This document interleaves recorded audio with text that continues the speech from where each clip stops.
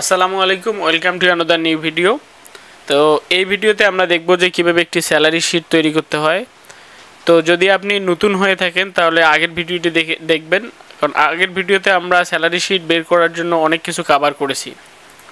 তো এটা করার জন্য আমরা এখানে প্রথমে একটা হেডলাইন করে নিয়েছি এবং ব্যাকগ্রাউন্ডটা কভার করে নিয়েছি employee salary sheet September 2024। So এখানে আমরা নামগুলো লিখে দিয়েছি। সময় বাঁচানোর স্বার্থে আমরা এখানে কিছু ডেমো নাম দিয়েছি এবং কিছু ডেজিগনেশন দিয়েছি। আচ্ছা, এখানে কীভাবে, এখানে সিরিয়াল নাম্বার আছে, নাম আছে, ডেজিগনেশন আছে, basic salary, house rent, medical cost, tax আছে, প্রভিডেন্ট ফান্ড আছে, অ্যাডভান্স আছে এবং নেট স্যালারি আছে। সো চাইলে এখানে আমরা আরও অনেক কিছু ফিল্ড অ্যাড করতে পারি। তো ইনিশিয়ালি একটি স্যালারি শিট বের করার জন্য আমরা এটি আপনাদেরকে দেখিয়েছি। সো চাইলে আপনারা আরও অনেক কিছু অ্যাড করতে পারেন, বা আপনি যখন এই স্যালারি শিটটা বের করবেন, কোম্পানির যখন কোনো আপনি প্রফেশনালি কাজ করবেন তখন কিন্তু কোম্পানি আপনাকে রিকোয়ারমেন্ট দিয়ে দেবে। সো চলেন শুরু করা যাক। এটা আমরা ধরলাম যে বেসিক স্যালারি। তো হাউস রেন্টটা আমরা কিভাবে বের করব?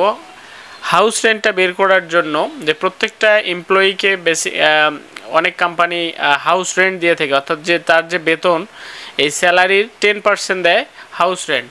সো এটা করার জন্য আমরা প্রথমে এখানে ইকুয়াল দিলাম। ইকুয়াল দেওয়ার পরে আমরা এই রোটাকে জাস্ট সিলেক্ট করব। জাস্ট এই রোটাকে আমরা এই সেলটাকে সিলেক্ট করব যে এইটা ডি কলাম এবং 6 নম্বর রো। সো এটা যখনই আমরা সিলেক্ট করলাম আমাদের কিন্তু D6 এখানে সিলেক্ট হয়ে গেল। এরপরে আমরা এখানে একটা মাল্টিপ্লিকেশন করব। মাল্টিপ্লিকেশন করার পরে এখানে কত পার্সেন্ট দেয়া আছে? 10%। আমরা এখানে 10% দিয়ে দিলাম। এখন আমরা যদি ইন্টার প্রেস করি, দেখেন আমার এই যে বেতন ছিল 45,000 টাকা, এই 45,000 টাকার 10%-এ আমার 4,500 টাকা আসছে হাউস রেন্ট।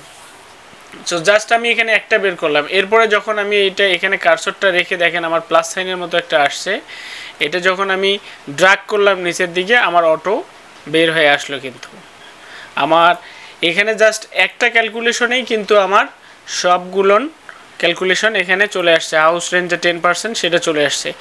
এরপরে আমি যদি চাই যে আমার আরও অনেকগুলো এমপ্লয়ি আছে বাট আমি ক্যালকুলেশনটা করে রাখতেছি, সেক্ষেত্রে আপনি এটা ড্র্যাগ করে রেখে এরপরে এখানে যদি আমি 3,000 দেই, সাপোজ আমি এখানে 3,000 দিলাম, দেখেন অটো কিন্তু আমার 300 টাকা 10%-এ হাউস রেন্ট চলে আসছে।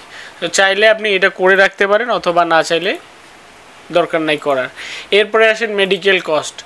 আপনার যে স্যালারির মেডিকেল কস্ট দিছে আপনার 10%। সো এটা করার জন্য আবার আমরা ইকুয়াল প্রেস করলাম।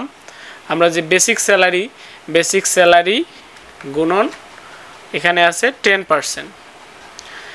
এরপরে আমরা ইন্টার দিলাম, দেখেন আমাদের ক্যালকুলেশনটা চলে আসছে। আবার আমরা এখানে ড্র্যাগ করে আমরা নিচের দিকে নিয়ে আসলাম। এরপরে আসলো ট্যাক্স। সো এই যে আমাদের যে স্যালারি, এই স্যালারির বেসিক স্যালারি 10% কাটবে হলো ট্যাক্স। ইকুয়াল প্রেস করব, করে আমরা বেসিক স্যালারি নিব গুণন 5%, জাস্ট ইন্টার। এরপরে আমরা এটা ড্র্যাগ করে দিলাম। এরপরে প্রভিডেন্ট ফান্ড। তো প্রভিডেন্ট ফান্ড আমরা এখানে ধরলাম 12%, যেটা আপনার রিটায়ার করার পরে বা আপনার চাকরি যখন থাকবে না তখন এই প্রভিডেন্ট ফান্ডটা কোম্পানি বা অর্গানাইজেশন আপনাকে দিয়ে দেবে। সো আমরা এটা 12% করে দিলাম। আবার ঠিক সেমভাবে ইকুয়াল প্রেস করে মেইন স্যালারি যে আমাদের আছে, মেইন স্যালারিতে ক্লিক করে গুণন আমাদের এখানে 12%, ইন্টার প্রেস করলাম, দেখেন আমাদের অ্যামাউন্ট চলে আসছে। এরপরে অ্যাডভান্স। ধরেন আপনার স্যালারি প্রত্যেক মাসের 10 তারিখে স্যালারি আসে, তো আপনি কোনো একটা বিপদের কারণে বা সমস্যার কারণে ম্যানেজারের কাছে আপনি অ্যাডভান্স কিছু টাকা নিলেন, সেক্ষেত্রে আপনার এইটা ডিডাকশন করা হবে। সাপোজ আপনি এখানে 10,000 টাকা নিয়েছেন, ধরলাম ইনি নিয়েছেন 3,000, ইনি নিয়েছেন ধরলাম যে 7,500 টাকা। এই ব্যক্তিগুলোর তার যে স্যালারি থাকে এই স্যালারি থেকে তারা অ্যাডভান্স এই টাকাটা করে নিয়েছেন, অর্থাৎ মাস বেতন হওয়ার আগেই তারা তাদের সমস্যার কারণে যদি এই টাকাটা নিয়ে থাকেন, সেক্ষেত্রে এটা এখানে কীভাবে ডিডাক্ট হবে এখন সেটা দেখাচ্ছি। এখন দেখেন আমাদের নেট স্যালারিটা আমরা বের করব। যে আমাদের বেসিক স্যালারির আমি এখানে 10% পাইছি, হাউস রেন্ট মেডিকেল পাইছি 10%, ট্যাক্স দিয়েছি 5%, তারপর প্রভিডেন্ট ফান্ডের জন্য জমা দিয়েছি এখানে 12%। তাহলে এখানে একটা জিনিস ক্লিয়ার হয়ে নেন, এখানে আমাদের একটা জিনিস ক্লিয়ার যে আমার বেসিক স্যালারির সাথে আমার হাউস রেন্ট 10% প্লাস হচ্ছে, মেডিকেল কস্ট 10% প্লাস হচ্ছে আমার যে বেসিক স্যালারি আছে এটার সাথে, এবং ট্যাক্স আমার যে স্যালারি আছে স্যালারির থেকে আমাকে ট্যাক্স দিতে হচ্ছে, অর্থাৎ বেসিক স্যালারির থেকে আমার ট্যাক্স দিতে কত হচ্ছে 5%। প্রভিডেন্ট যে ফান্ড আছে এইটা আমাদের বেসিক স্যালারি থেকে প্রভিডেন্ট ফান্ডটা কিন্তু মাইনাস হয়ে যাচ্ছে, অর্থাৎ এই দুটো কিন্তু আপনার কি হয়ে যাচ্ছে, এই দুটো আমি একটু রেড হাইলাইট করে রাখি, এই দুটো কিন্তু আপনার মাইনাস হয়ে যাচ্ছে, আর এই দুটো কিন্তু আপনার প্লাস হয়ে যাচ্ছে, বা আপনার রিকোয়ারমেন্ট অনুযায়ী কোম্পানি যেটা বলবে আর কি ওইভাবে এটাও কিন্তু আপনার মাইনাস হয়ে যাবে। এই কারণেই যে যেহেতু আপনি এই টাকাটা অ্যাডভান্স নিয়েছেন। আচ্ছা এখানে একটা আমরা ভুল করছি, দেখেন ভুল করা হয়েছে এটা ভালো।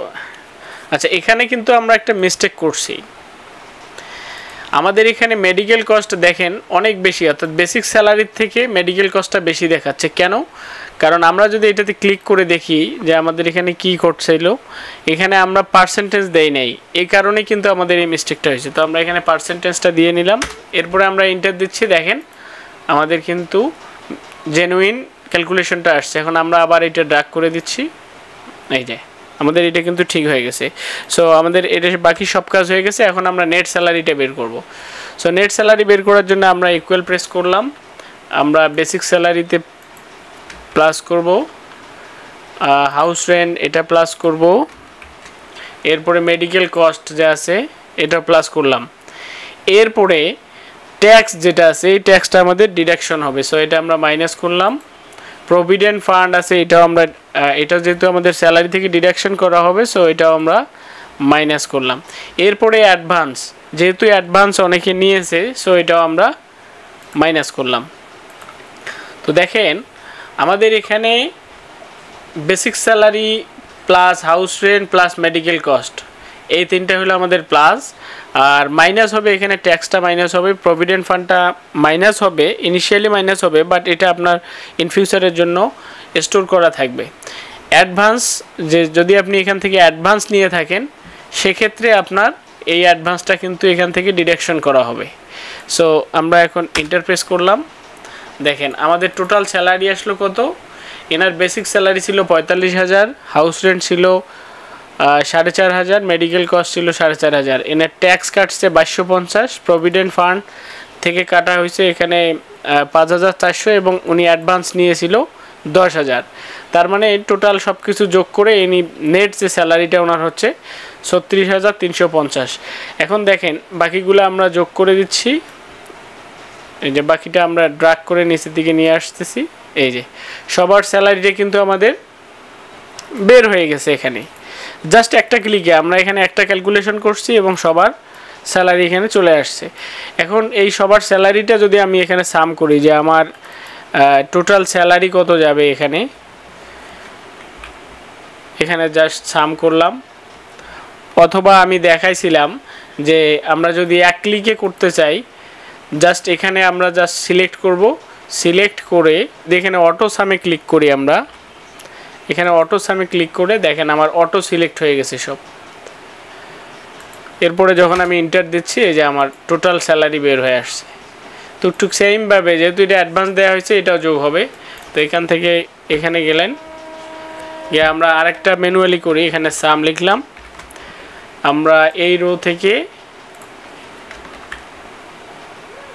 এই রো পর্যন্ত যোগ করব, এই যে এটা আমাদের টোটাল স্যালারি।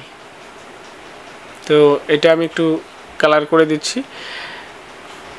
এটা গেল আমাদের টোটাল স্যালারি। তো এইভাবে আপনার একটা বেসিক স্যালারি শিট তৈরি করা হয়। তো এখন যদি আমরা এটা ডিজাইন করতে চাই, আমরা যদি এখানে এটা কালারফুল করতে চাই এবং এগুলোকে যদি আমরা টেবিল একটা করতে চাই বা চারপাশে যদি বর্ডার দিতে চাই, আমরা এটা সিলেক্ট করে আমরা যদি এখানে যাই, এই যে এখানে বর্ডার আছে, ওয়াল বর্ডার, দেখেন আমাদের এটা কিন্তু বর্ডার হয়ে গেল। এটা আমাদের বর্ডার দেওয়া হয়নি, আমরা এটাও বর্ডার করে দিতে পারি এখান থেকে। এই বর্ডারের মধ্যে যদি ক্লিক করি আমাদের এখানে অনেকগুলো অপশন আছে, আমরা চাইলে কিন্তু নো বর্ডারে যখন ক্লিক করতেছি দেখেন আমার এখানে কোনো বর্ডারই থাকতেছে না, তো যেহেতু আমার উপরেরটা সিলেক্ট করা ছিল। এখন যদি আমি এটাতে কোনো বর্ডার দিতে না চাই আমি এখানে গিয়ে জাস্ট নো বর্ডার করে দিলাম। দেখেন এখন কোনো বর্ডার নাই। অথবা আমি যদি চাই যে এটার আমার শুধু কি হবে, রাইটে বর্ডার হবে। দেখেন আমার শুধু রাইটে বর্ডার হয়েছে, এই যে এখানে রাইটে বর্ডার হয়েছে। বাট এটা রাইটে বর্ডার দেওয়া যাবে না, যেহেতু এটা ফুললি একটা স্যালারি শিট। সো এটা আমরা অল বর্ডার করে দিব। এই যে অল বর্ডার করে দিলাম। এই যে এখন যদি আমরা এটা প্রিন্টিংয়ে দিতে চাই, সো কন্ট্রোল পি প্রেস করে এই যে আমাদের প্রিন্টিংয়ে দিলে আমাদের এরকম শো করতেছে। সো এখানে দেখাচ্ছে যে A4 সাইজের যে আমাদের পেজের যে সাইজটা, তার থেকে আমরা স্পেস অনেক বেশি নিয়েছি, এ কারণেই কিন্তু আমাদের বাকি অংশটুকু আসে নাই। সো এটা করার জন্য আমরা আবার যদি থিন করে দেই, প্রত্যেকটা সেল যদি ওইভাবে ডিজাইন করি, আগে যদি আমরা পেজটা সেট আপ করে নেই, তাহলে ফুল স্যালারি শিটটা এখানে শো করবে। তো পরবর্তী ভিডিও দেখার জন্য আমন্ত্রণ রইল। আশা করি এই ভিডিওটি ভালো লেগেছে। তো ভিডিওটি যদি ভালো লাগে দয়া করে সাবস্ক্রাইব করে পাশে থাকবেন। Thank you.